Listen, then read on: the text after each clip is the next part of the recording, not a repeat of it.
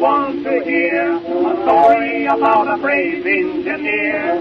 Casey Jones was a rounder's name, and a 6-8 wheeler boy he won his fame. The caller called Casey at 4:30. Kissed his wife at the station door. Mounted to the cabin with his orders in his hand, and he took his farewell trip to the promised land.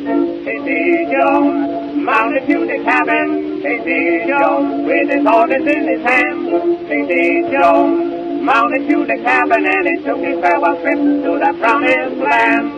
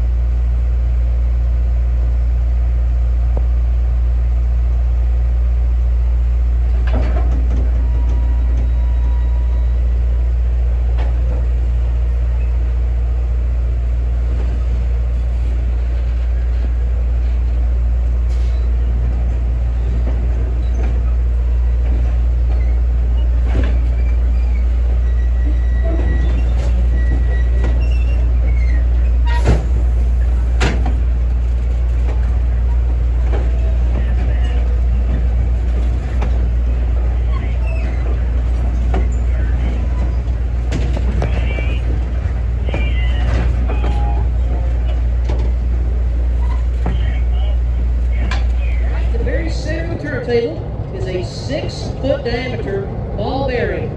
My engineer Andrew up there is going to be balancing his locomotive over that bearing, and he's going to know his balance when he watches the rails right here behind me drop down about 2 or 3 inches. When he sees it drop, he knows to stop, and then we'll begin spinning here in just a moment. Now watch it very carefully on this end over here. Just like that, you're ready to begin spinning. This locomotive on your train today, folks, is locomotive 606, built new in 1954 by the Electron Motor Division of General Motors. And yes, it is that same General Motors you're thinking of. They did build locomotives. This was built for the Chicago, Milwaukee, St. Paul, and Pacific Railroad. That's the long name that's called the Milwaukee Road. And its model designation is SW1200. As we come around, folks, take a look over the cab, you'll see my engineer Andrew. You're looking all way for me, please, little Andrew. If you don't wave, Andy's liable to leave us all here.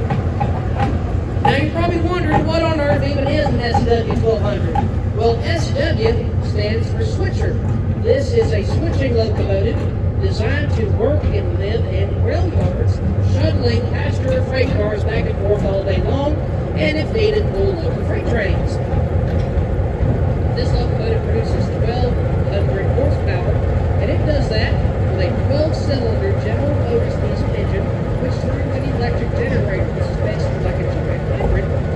And it does that, it produces 600 volts direct current sent down to the wheels, and each set of wheels is a set of traction motors. Whenever it receives electricity, the direction that it flows in determines the direction that it moves in. We've got locomotive 606